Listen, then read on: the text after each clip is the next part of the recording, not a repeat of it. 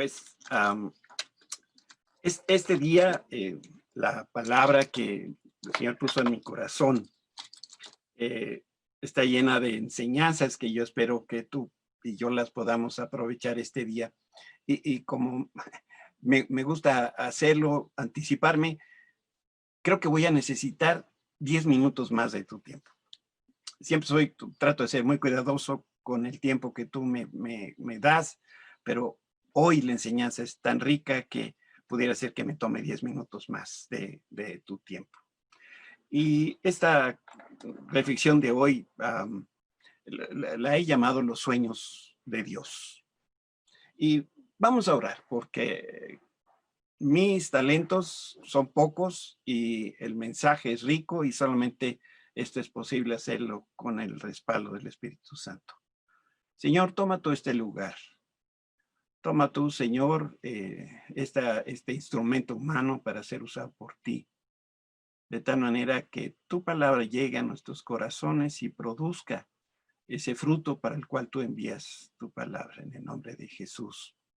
Amén. Y voy a empezar con un primer pasaje que está en Joel capítulo 2, versículo 28. Y eso lo vamos a ver ahorita en sus pantallas. ¿Se está viendo en la pantalla? No, dame un segundo. Sí.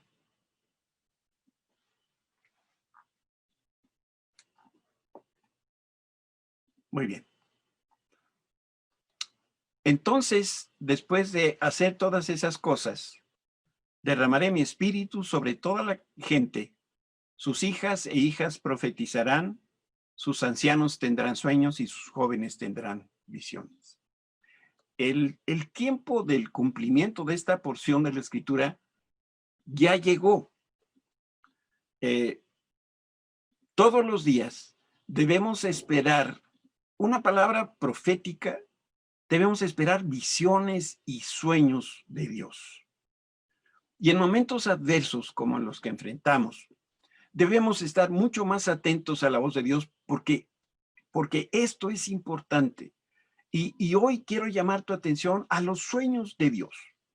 Y voy a mencionar dos personajes más de la Escritura que nos ayudan a comprender este principio. Pero primero te quiero decir cómo es que las cosas suceden. Y todo empieza con algo precioso que nace en el corazón de Dios. Y para que eso maravilloso del Señor se realice o se concrete, el Señor siembra en el corazón de sus hijos en forma de un sueño, de una visión o de una palabra profética, y entonces las cosas suceden. Lo que tú y yo debemos hacer es distinguir si el sueño que yo tengo es de Dios o es nuestro. Tú y yo lo hemos experimentado, a veces soñamos, pero porque cenamos 18 tacos al pastor, ¿no? Y bueno, la indigestión provoca visiones y muchas otras cosas. Entonces, ¿cómo yo sé si este sueño que tengo es de Dios o es un sueño personal? Y realmente es muy sencillo saber el origen de nuestros sueños. Y lo único que tienes que hacer es responder a una pregunta. ¿El sueño que yo tengo lo puedo alcanzar con mis propias fuerzas, mis habilidades, mis recursos y mis talentos? Y si la respuesta es afirmativa, lo más probable es que ese sueño es un sueño personal. Nuestros sueños pueden ser muy buenos, pero hay que distinguir que no son sueños de Dios. Yo leo a veces en el Face felicitaciones que dicen, y Dios cumpla los deseos de tu corazón. ¿Sabes? Eso no dice la Biblia. Lo que la Biblia dice es que esos deseos de Dios que pone en tu corazón, esos son los sueños que se cumplen. Lo mismo pasa con los sueños. Los sueños que son de Dios, esos son los que se cumplen. Y quiero hablarles brevemente de Salomón, que tuvo sueños de Dios y por eso escribe este pasaje que lo vamos a leer en Eclesiastés. Y eso nos ayuda para poder entender cómo es que funcionan los sueños de Dios. Eclesiastés 3:11. Arturo. Sin embargo, Dios lo hizo todo hermoso para el momento apropiado. Y aquí está la frase. Él sembró la eternidad en el corazón humano, pero aún así el ser humano no puede comprender todo el alcance de lo que Dios ha hecho desde el principio hasta el fin. Entonces, si tienes un sueño de Dios, trabaja en él y hazlo con pasión y con entrega. No te desanimes, aunque no conozcas todos los detalles ni veas todos los resultados de ese sueño a corto plazo. Y quiero mencionar que la Biblia también dice que Dios le encargó a Zorobabel la reconstrucción del templo. Zorobabel fue un gobernador de Judá, nieto de Joaquín, que fue penúltimo rey de Judá, y esto es parte de la familia de Jesús. ¿Y qué fue lo que hizo este hombre? Bueno, él se preocupó porque se dio cuenta que el sueño, que la misión que Dios le había encargado era imposible. Y entonces Dios le dijo a Zorobabel lo siguiente que vamos a leer en Zacarías 4:6. Entonces respondió y me habló diciendo, esta es palabra de Jehová a Zorobabel. Y esto es lo que Dios le dice, no con ejército ni con fuerza, sino con mi espíritu. En otras palabras, no es por el poder ni por la fuerza, sino por mi espíritu, ha dicho Jehová de los ejércitos. Si te das cuenta, aquí estamos viendo cuál es el alcance que tienen estas palabras. El Señor le dio un sueño a su siervo y le anticipó que sería imposible que lo realizara con sus propios recursos. Y voy a tratar de explicar este pensamiento. Ahí habla de ejército. Un ejército es un grupo de soldados bajo una autoridad militar. Y desde el punto de vista de Dios, ejército también puede ser las influencias, como en México le llamamos, nuestras palancas que tenemos, o dones, objetos, amigos, familia, cualquier otro recurso que no sea Dios. Eso es un ejército. Y quizás sin saberlo tú y yo tenemos un ejército que puede ser grande o pequeño, y me refiero a nuestras propias experiencias, habilidades, la inteligencia, incluso a veces hasta nuestros propios fracasos. Sin embargo, Dios lo que dice es, mis sueños no los vas a poder realizar con tu ejército, con tus habilidades, con tus experiencias, con tus amigos o palancas que tienes en el gobierno. Y la segunda palabra clave aquí es la fuerza.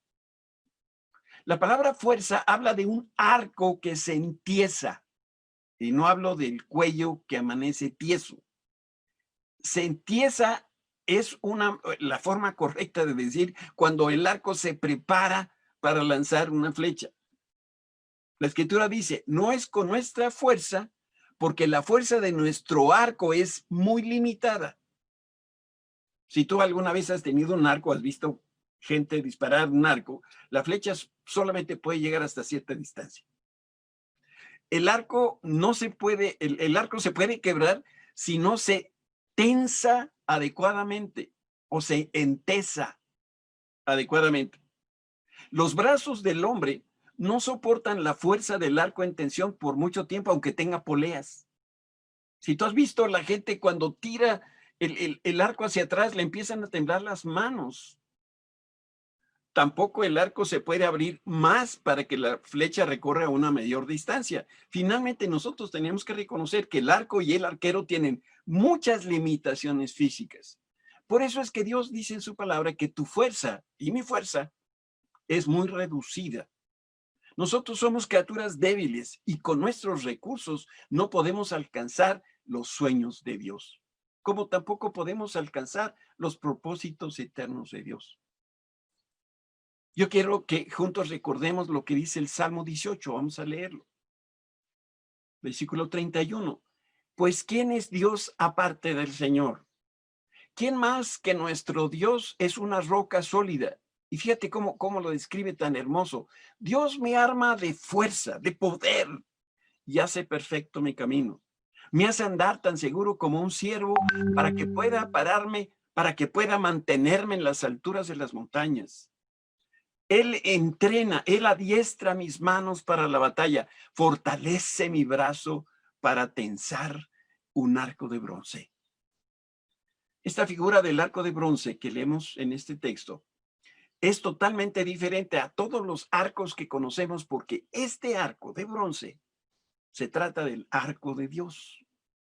Y el Señor quiere que pongamos nuestras manos en su arco para que sumemos fuerzas con Él y alcancemos sus sueños y sus propósitos, entendiendo de antemano que nuestra contribución en todo esto es muy limitada, muy pobre. Quiero que imagines la escena. Piensa en un niño de 5 años, está jugando tiro al blanco en el parque y como pudo, el muchachito tensó su arco, le puso la cuerda al arco. Con todas sus fuerzas lanzó la flecha y apenas recorrió un par de metros. Pero entonces aparece un hombre, el hombre más fuerte del universo, refuerza ese arco del niño con cuerdas de nylon. Después toma las manos del niño en las suyas y nuevamente empiezan a empezar a armar el arco para que cuando el niño llegue a sus fuerzas, apenas empiezan las fuerzas de este superhombre y cuando juntos, ahora sí, lanzan la flecha, se remonta por arriba de las nubes. Dios quiere enseñarnos en esta hora que nuestro arco, que nuestras fuerzas son muy limitadas. Tus recursos, tus habilidades, todo lo que tú y yo tenemos no es suficiente para alcanzar los sueños y los propósitos de Dios. Por eso necesitamos de su poder y lo necesitamos con carácter de urgencia. Graba en tu corazón, el Señor nos da el sueño y también nos da los recursos para realizarlo. Para que al final Él se lleve toda la gloria. Este tiempo de pandemia, como Dios nos ha venido enseñando, es un tiempo de oportunidad. Es un tiempo de que los sueños que Dios puso en nosotros ahora se cristalicen. Muchos están asustados por lo que viene. Yo no estoy asustado por lo que viene. Yo estoy en expectativa porque van a pasar cosas maravillosas si nosotros entendemos, discernimos los tiempos y estamos atentos a lo que Dios quiere hacer a través de nosotros. Si nosotros queremos alcanzar los sueños de Dios, debemos tener un carácter muy especial.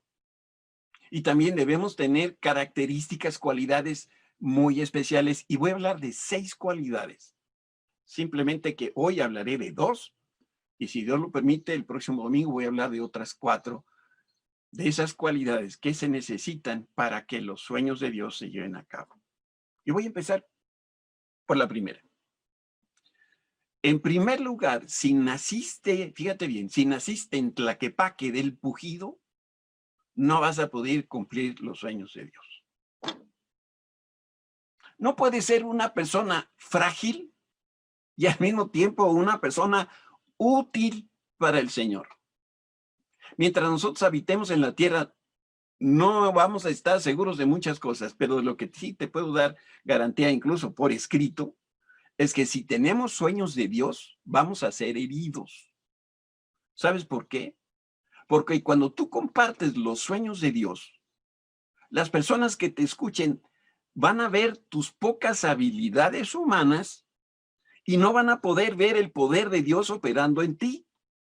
Y además, cuando tú cuentes tus sueños, la gente no va a creer en ellos. ¿Por qué? Porque te ven a ti o me ven a mí con mis limitaciones. Pero si te sientes de todo, si eres de esas personas sentidas, pues entonces vas a complicar más las cosas porque la persona que se siente por muchas razones. Porque no le dieron el lugar que cree que merece, porque no le aplaudieron cuando cumplió con sus responsabilidades, porque no reconocieron su trabajo, su esfuerzo, porque no lo incluyeron cuando se tomaron las decisiones, porque alguien está ocupando un lugar que considera que le corresponde, porque otro está presidiendo y que según su propia opinión tiene menos talento que ella o él, porque no le dieron la promoción que cree que merece, que cree que se ganó con esfuerzo. Mira, si todo te ofende, si te sientes lastimado por los que te rodean, si te sientes derrotado por las circunstancias, va a ser muy difícil que Dios te utilice.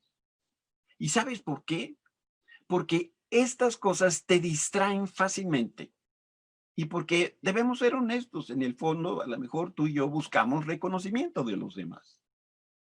Domingo pasado hablaré de José. Y recuerdas que lo que le pasó, cuando él contó sus sueños, empezaron sus problemas.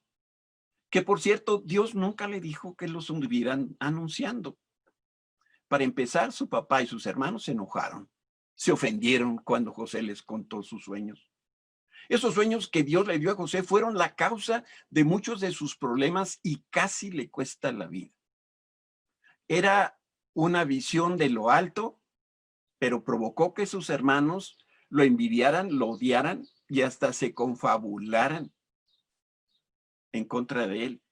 Y como lo leímos en la Escritura, la intención de sus hermanos era borrarlo de la faz de la tierra. Precisamente esto te va a pasar si tus sueños o estos sueños de Dios son y cobran raíz en un corazón sentido. La gente va a tratar de matarte, y si no a ti, definitivamente sí van a intentar matar a tus sueños. Y si tú eres una persona que se quiebra fácilmente, no vas a soportar las críticas ni los juicios, que lo único que buscan es apagar la pasión por tus sueños. Si tú te sientes con facilidad, hoy te quiero dar un consejo: aguanta la crítica. Cierra tus oídos a los juicios de otra persona. Y sobre todo, guarda tu corazón para que no te distraigas con lo que ves ni con lo que escuchas. Con todo y su inmadurez, muchos de nosotros tenemos que aprenderle a José. Les habló a sus hermanos con ternura, con bondad, y buscó de alguna manera que ellos estuvieran tranquilos y seguros. Y vamos a leer ese pasaje que leímos el domingo pasado, en Génesis 50:20. Ustedes se propusieron hacerme mal, dice José, pero Dios dispuso todo para bien. Él me puso en este cargo para que yo pudiera salvar la vida de muchas personas. ¿Sabes? Dios mismo transformó el mal que le hicieron a José en bien. Todas las acusaciones que se levantaron en contra de José, el Señor las usó para que se cumpliera su propósito divino. Por su parte, José hizo muchas cosas correctas. Supo sobrellevar a sus hermanos, aguantó las pruebas, no se sintió, ni se ofendió, ni se enojó porque los hermanos eran envidiosos. Tampoco les guardó resentimientos. José no mantuvo sus heridas expuestas para que siguieran lastimándole. Y él confió que Dios iba a producir un mejor resultado. Hagamos tú y yo una prueba muy sencilla para ver cómo está nuestro corazón. Piensa en alguna herida seria, en una herida grave que recibiste en tu vida. Piensa en una de estas. Si tú la recuerdas sin resentimiento, si tú la recuerdas sin amargura, significa que Dios está empleando esa herida para que alcances los sueños que Él sembró en ti. Por eso, a todos nos conviene aprender esta verdad. Todas las cosas que el enemigo nos hizo, el Señor las va a volver en nuestro beneficio. Esto no incluye las regadas de pata tuyas y mías, ¿eh? Esa es otra cosa.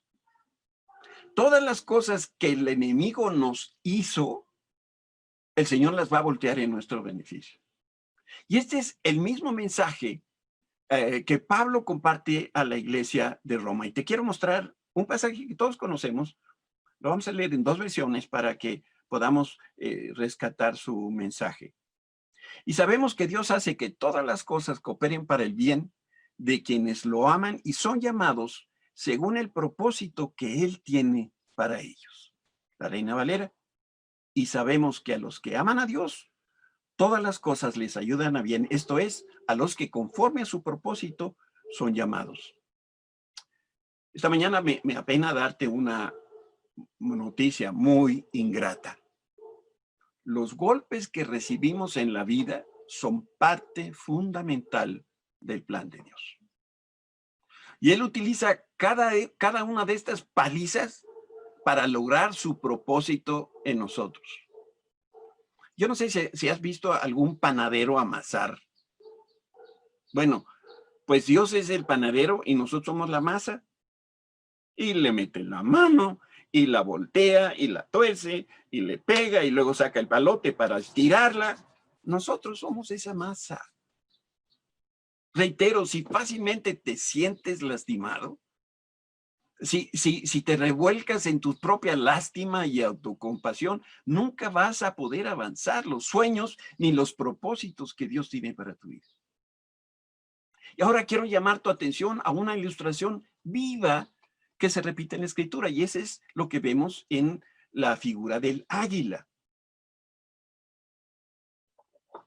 De esta ave hermosa, majestuosa, nosotros podemos aprender muchas cosas. Para construir su nido, primero forma una estructura con ramas. Las va recogiendo las hojitas y las ramitas de aquí y de allá, y elige ramas muchas veces que tienen espinas filosas y las coloca de manera estratégica, de manera ordenada para darle forma a su nido. Cuando el águila termina su trabajo, lo único que el ojo humano alcanza a ver es una corona bastante grande de espinas, todas estas apuntando hacia adentro y hacia afuera. Después se dedica a traer más hojas y las clava en las espinas porque está intentando hacer un bajo colchón. Lo que sigue es quitar de su propio pecho las plumas más delicadas y va formando un colchón ahora suave que coloca encima de las espinas y de las hojas. Cuando la obra ha sido terminada, se tiene un nido muy confortable para las aves. Y ahí es donde el águila pone sus huevos y con el tiempo los aguiluchos quiebran el cascarón y salen fuera del nido. Los padres águila no solamente alimentan a sus críos, sino que los protegen todo el tiempo. Por eso ellos construyen sus nidos en lo alto, quizá en una montaña, para impedir que los depredadores ataquen el nido y a los polluelos. La Escritura nuevamente nos habla de esto y vamos a leer aquí un pasaje en Deuteronomio 32:11. Como un águila que aviva o que excita a sus polluelos y revolotea sobre sus crías, así desplegó sus alas para tomarlo y alzarlo y llevarlo a salvo sobre sus plumas. Y es una figura que habla de Dios. La Biblia y la observación científica también afirman que cuando los críos crecen, cuando es tiempo de volar, entonces el águila madre, como lo leímos, revolotea sobre sus pollos, los provoca, los excita, y después empieza en el nido una gran conmoción, que ese es el aviso que se da por inicio la temporada de clases de vuelo. Las águilas golpean sus alas contra el nido, las plumas más débiles se van cayendo y quedan atoradas entre los espinos. Y de esta manera fue como Dios dispuso para que las águilas cambien de plumas, pero sobre todo para que sus alas se fortalezcan. Y al final de cada temporada, el nido queda nuevamente limpio de plumas, de hojas, y lo único que queda es espinos. Yo estoy seguro que si los aguiluchos hablaran, ellos dirían, ¿qué le pasa a mi mamá? ¿Qué le pasa a mi papá? ¿Por qué me lastiman tanto? Y hoy se sabe que el mayor daño que reciben los pollos es en los costados, donde las plumas son más débiles, más delicadas. En el Antiguo Testamento se utiliza la expresión espinos en los costados y esta expresión define el trato que Dios tiene con sus hijos. Vamos a leer dos citas. Primero en Números 33:55. Qué hermoso, qué interesante. Sin embargo, si no expulsan a los habitantes de la tierra, los que se queden serán como astillas en sus ojos y espinas en sus costados. Los acosarán en la tierra que habiten. Y vamos a leer ahora mismo Jueces 2:3.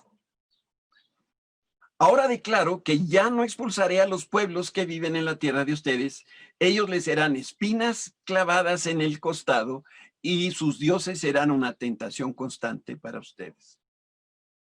Bueno, este aparente maltrato no es otra cosa que el deseo amoroso de la águila madre para que sus hijos aprendan a volar.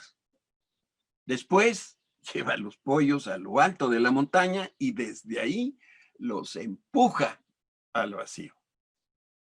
Yo no sé si conoces el lema de la Universidad de Dios, en la que tú y yo estamos inscritos permanentemente. El lema de la Universidad de Dios dice así: aquí aprendes porque aprendes. Los aguiluchos se ven obligados a ejercitar sus alas mientras caen en picada. Si no logran volar, no te asustes, el águila madre se impulsa velozmente al vacío y los atrapa a los pollos antes de llegar al suelo. Este es un cuadro de la naturaleza pintado en la escritura que nos habla de Dios. Y vamos a leer lo que dice Éxodo 19. Y este es Dios hablándole al pueblo y le dice: ustedes vieron lo que hice con los egipcios. ¿Saben cómo los llevé a ustedes sobre las alas de águila y los traje hacia mí? Yo te quiero preguntar, si en estos últimos 100 y tantos días de pandemia has sentido dolor en el costado. Si me dices que sí, quiere decir que estás experimentando más problemas, más adversidades de las que a veces crees que puedes soportar. Probablemente ese dolor que sientes, algunos han sentido cansancio, mareo, han sentido ansiedad, angustia. ¿Sabes? No te asustes. Lo que está pasando es que Dios te está hablando y lo que Dios te dice es tiempo de madurar. Nos dice: hijito, llegó la hora de volar. Si el Señor te dio un sueño y no lo estás cumpliendo, necesitas urgentemente abandonar el nido y empezar a volar, porque como dice el lema de la Universidad de Dios, aquí aprendes porque aprendes. No hay otra alternativa. Y te voy a hablar de la segunda cualidad. Si tú quieres alcanzar los sueños de Dios, siempre debes traer los zapatos puestos. Ahí he escuchado a algunos que durante esta pandemia no se han puesto zapatos y han andado en pantuflas los últimos 100 días. Bueno, qué sabroso. Pero para alcanzar los sueños de Dios no se puede seguir así. Se necesita una disposición permanente para ir a donde el Señor nos mande y cuando Él lo decida. Por eso es que necesitamos traer en todo momento los zapatos puestos. Y hay algo más que debemos aprender. Cada vez que alguien trabaja en su sueño, en ese sueño de Dios, siempre se empieza desde abajo.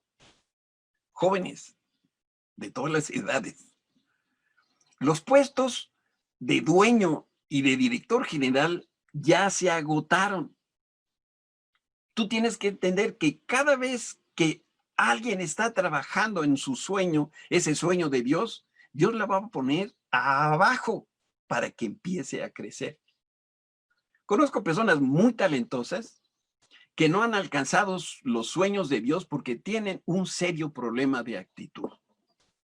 No son obedientes, no se sujetan, no son humildes, no son dóciles para aprender y no trabajan con empeño y con fidelidad.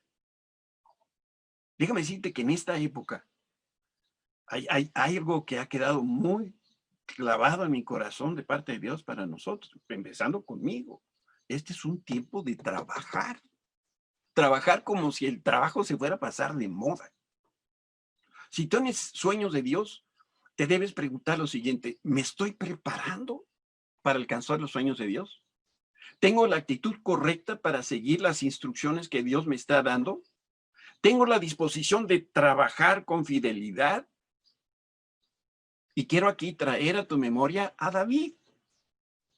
Así como a José, Dios le dio un sueño a David.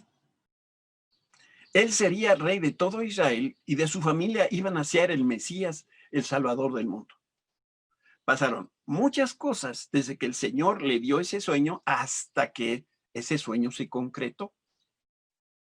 Y te quiero recordar cómo fue que Dios capacitó a David para que él pudiera ocupar el trono de Israel. Y te voy a decir de esa palabra otra vez. La técnica que Dios utilizó fue el trabajo. David trabajó de pastor de ovejas, mientras que sus hermanos pues trabajaban de soldados en el ejército de Saúl. La primera chamba de David fue muy poco glamorosa. Era tan oscura que todos se olvidaban de David, incluso su papá, que lo amaba mucho. David pastoreó y ahí aprendió a tocar el arpa. También trabajó de músico. Trabajaba de pastor, trabajaba de músico, y su buena condición física, la Biblia nos dice que David era un hombre guapetón, no la consiguió en el gimnasio. David no corría maratones. Él, ¿sabes qué hacía? Él trabajaba. Dios ungió a David rey de su pueblo, pero David siguió trabajando como pastor. ¿Cuántos de nosotros, si nos nombran director general de una empresa, seguimos trabajando de chícharo? David se convirtió en paje de armas y trabajó de chícharo para Saúl. David encontró favor en los ojos de su jefe trabajando hasta ganárselo. Yo no sé si te das cuenta, pero el subordinado se gana la simpatía y el aprecio de su jefe con trabajo. Con trabajo, el de abajo se gana al de arriba. Cualquier jefe se sentiría orgulloso de contar con un empleado como David, con esta actitud y sobre todo con el desempeño de David. Él era un hombre humilde, modesto, reconocía sus limitaciones, aceptaba sus errores y cambiaba. Él se convirtió en músico particular de Saúl y trabajó como pastor y como músico, a pesar de que Dios lo llamó para ser rey. Él probó ser fiel y valiente en una chambita modesta de pastor, aunque su contrato no lo establecía. David se condujo con mucha sabiduría, con valor, con responsabilidad, de tal manera que Saúl lo promovió y lo puso al frente de todos los guerreros de Israel. Y desde esa alta posición, él se ganó con trabajo, con buenos resultados, el aprecio de sus soldados. Después David huyó de Saúl porque su vida peligraba. Saúl estaba loco. David se vio forzado a dejar a su amigo Jonatán, el hijo de Saúl, y vivió como prófugo, como fugitivo. ¿Recuerdas? Él viajó después a Gad y ahí tuvo que fingir demencia de veras para que el enemigo no lo matara. Vivió mucho tiempo entre los filisteos y los paganos. Y algo que yo acabo de aprender es que pasó largos periodos en el desierto. Déjame nada más decírtelo. En el desierto, ¿dónde estuvo David? En el desierto de Judá, en el desierto de Sif, en el desierto de Maón, en el desierto de Engadi, de Parán y en el desierto de Judá. David escribió el Salmo 23, 6 desiertos. Pasó después por una pena muy grave. Se enteró que su propia gente lo quería matar, ¿sí? Lo querían apedrear como perro. Y David fue ungido por segunda vez como rey de Judá. Y a los 30 años fue ungido por tercera vez como rey de todo Israel. Y esto ocurrió después de muchos, muchos años de trabajo, de sudor y lágrimas, hasta que finalmente David reinó por espacio de 30 años. Te digo, ¿qué hubiera hecho David en la pandemia? ¿Qué crees que hubiera hecho David si hubiera estado aquí entre nosotros? Yo me lo imagino a David trabajando sin refunfuñar. Por eso yo quiero decirte esta mañana, si Dios te ha dado algún sueño, yo estoy convencido de que sí te lo ha dado, porque vivimos en este tiempo del Espíritu Santo. Y además porque en esta pandemia Dios nos está forjando una nueva realidad. El día que Dios lo permita y regresemos a donde tengamos que regresar, más vale que nos quede muy claro que ya no es la normalidad anterior. Dios está forjando una nueva realidad. Dios está derramando su espíritu en los niños, en los jóvenes, los adultos y también en los ancianos. Y aunque pudiera parecer contradictorio, Dios está sembrando en ti y en mí sus sueños que son imposibles de concretar con nuestros propios recursos. Sí, la clave para vivir una vida extraordinaria como Jesús la prometió es hacer dos cosas: renunciar a tu ejército y a tu arco, es decir, renunciar a tus recursos, que siempre son limitados, especialmente para alcanzar los sueños de Dios. Y lo segundo que hay que hacer es emplear los recursos divinos. Los sueños de Dios solo se alcanzan, solamente se conquistan con el ejército y con el arco de bronce de Dios. Te decía, ¿y qué pasa si eres una persona sentida y que de todo te ofendes? Dios nos quiere decir en esta hora, deja esos sentimientos a un lado, no te distraigas. No busques el reconocimiento de los demás. Los juicios y las críticas van a ser una constante en tu vida. Son el instrumento que Satanás utiliza para que pueda de esta manera apagar los sueños de Dios. Cada vez que tú te sientas por algo, piensa que es Satanás que quiere apagar ese sueño de Dios. Por eso mi consejo es el siguiente: aguántate como los meros valientes. Cierra tus oídos a todas las voces que se levantan en tu contra. Y especialmente guarda tu corazón para que nada te contamine. Cobra ánimo frente a tus opositores. Cobra ánimo delante de tus flaquezas, porque como Dios le enseñó a Pablo, en tus debilidades vas a ver mi fortaleza. Esos golpes que has recibido en la vida son una parte integral del plan de Dios. Y el Señor va a utilizar todas estas adversidades que tú y yo hemos experimentado en nuestra vida, y particularmente esta pandemia, para lograr su propósito en cada uno de nosotros. Si tú tienes un sueño de Dios, si el Espíritu Santo tocó tu corazón mientras estábamos reflexionando en su palabra, yo te pido que hagas ahora lo mismo que yo te voy a indicar. Hagamos un altar de adoración a Dios, ahí en tu casa, ahí frente a tu computadora o tu teléfono o tu iPad. Y te voy a pedir que toques tu costado. Dime si te duele. El dolor de las pruebas, el dolor de los tropiezos, son para que alcances las metas de Dios. Igual que las águilas, son muy necesarias porque solamente así se te van a caer esas plumas débiles. Y quiero decirte que esta es la estrategia de Dios para sacudirnos de todo lastre que nos había estado frenando. Y también para fortalecer nuestras alas, para poder surcar los cielos. Dios no nos hizo para volar al ras de las casas.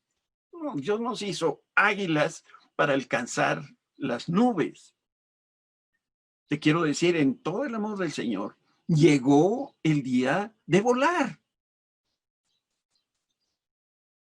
Jóvenes y viejos por igual. Lo que hoy experimentas no es mala suerte, ni siquiera es un castigo de Dios. Lo que sí está pasando es que el Señor nos tiene a todos en clases intensivas de vuelo. Y yo espero que estés listo, porque en cualquier momento el Señor te va a llevar a lo alto de la montaña y te va a arrojar al vacío para que tú después te remontes sobre las nubes y alcances los sueños de Dios. Déjame decirte con todo respeto, entendiendo lo que yo estoy diciendo, que Dios te puede arrojar al vacío como lo está haciendo ya con algunos en nuestra congregación. Te pueden despedir, te pudieran no pagar los servicios que has dado o el trabajo que has realizado, te pueden cancelar proyectos, te puedes contagiar y te puedes morir. Si estás decidido a trabajar en el sueño de Dios, ese sueño que Él sembró en ti, entonces el Señor te va a indicar cuándo y a dónde. Si empiezas con algo pequeño, no te desanimes. Recuerda que los que han alcanzado grandes alturas, un día empezaron desde abajo, desde el suelo. Y si hay un pensamiento en particular que yo quiero sembrar en tu corazón es, no hay tarea demasiado sencilla, ni demasiado modesta para la persona que trabaja para un jefe que es carpintero.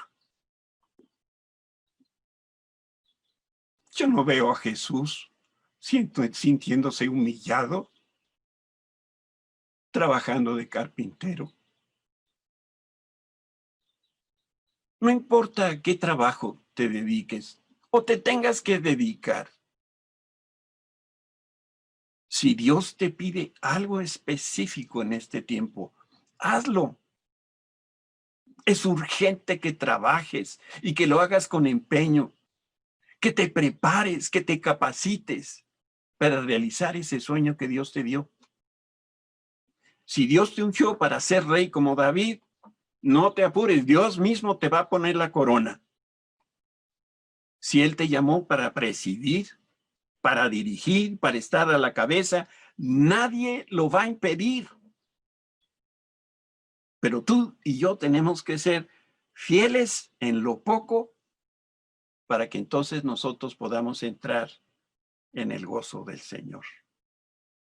¿Cómo me gustaría poderte ver en este momento? Pero al menos lo voy a imaginar, que en esta hora Dios tocó tu corazón y te has dado cuenta de eso que Dios quiere que tú hagas. Y quiero orar por ti. Y quiero animarte a que esos sueños, a lo mejor los tenías allá empolvados. Y me refiero a esos sueños que tuviste quizá de joven. Y a lo mejor hoy estás haciendo cosas que no te gusta hacer. Y Dios puede usar este tiempo para refrescar esos sueños que te dio. Levántate. Con fuerza, con ánimo. Si eso que está en tu corazón viene de Dios, Dios te va a respaldar. No tengas temor, no pierdas más tiempo. Échate a volar y vas a ver el resultado, porque Dios lo hará por ti. Padre, gracias te damos en esta hora, porque nosotros tenemos por jefe a un carpintero. Gracias porque tú nos muestras, Señor, realidades prácticas en la vida de Cristo. Y Él no tuvo ninguna zozobra para dejar la gloria y venir aquí a la tierra. Y para tomar el trabajo más sencillo que había, de carpintero. Porque esta era la forma como tú ibas a concretar los sueños que tú tenías, no solamente para Él, sino para ti también, para poder alcanzar a un mundo que estaba perdido, para alcanzar a un pueblo amado tuyo, pero que te daba la espalda. Y fue a través de ese ejemplo que nosotros hoy podemos hacer nuestro ese sueño que tú pusiste en cada uno de nosotros. Padre, gracias te damos, porque cuidaste hasta el más mínimo de los detalles. Gracias porque no solamente nos salvaste, sino que también nos diste la oportunidad de trabajar para ti, ser colaboradores contigo y extender el reino de Dios aquí en la tierra. Señor, yo te ruego por cada persona que hoy está conectada, que está en esta transmisión, y que a través de tu Espíritu, Señor, tú estás tocando sus corazones y estás nuevamente avivando como el águila, avivando esos sueños que estaban ahí empolvados, Señor, y olvidados, pero tú hoy estás dando un nuevo aliento de vida.